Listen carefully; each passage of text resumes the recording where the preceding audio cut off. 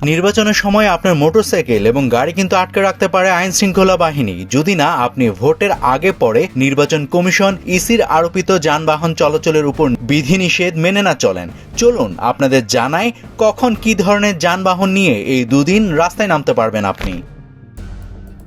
12 ফেব্রুয়ারি অনুষ্ঠিতব্য ত্রয়োদশ জাতীয় সংসদ নির্বাচন ও গণভোট উপলক্ষে ইসির নির্দেশনা অনুযায়ী মঙ্গলবার দিবাগত রাত 12টা থেকে অর্থাৎ গত রাত থেকে মোটরসাইকেল চলাচলের উপর নিষেধাজ্ঞা কার্যকর হয়েছে।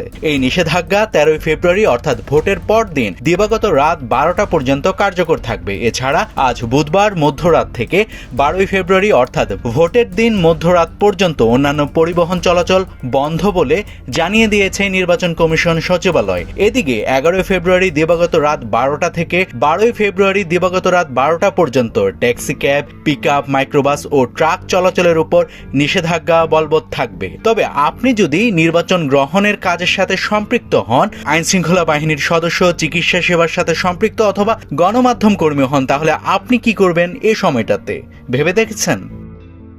ভয় পাওয়ার কিছু নেই। ইসির এই নিষেধাজ্ঞা সব ক্ষেত্রে প্রযোজ্য হবে না। আইন শৃঙ্খলা রক্ষাকারী বাহিনী, সশস্ত্র বাহিনী, প্রশাসন ও অনুমতিপ্রাপ্ত পর্যবেক্ষকদের যানবাহন এই নিষেধাজ্ঞার আওতামুক্ত থাকবে। এছাড়া জরুরি সেবায় নিয়োজিত যানবাহন, ঔষধ, স্বাস্থ্য চিকিৎসা সহ অনুরূপ কাজে ব্যবহৃত দ্রব্য ও সংবাদপত্র বহনকারী সব ধরনের যানবাহন চলাচল করতে পারবে এ সময়। তাছাড়া বিদেশগামী যাত্রী বা বিদেশ ফেরত আত্মীয় স্বজনের যাতায়াতের সুবিধার্থে বিমানবন্দরগামী বা বিমানবন্দর থেকে আসা যানবাহন চলাচলের সুযোগ থাকবে। তবে এক্ষেত্রে টিকিট বা অনুরূপ প্রমাণ দেখাতে হবে।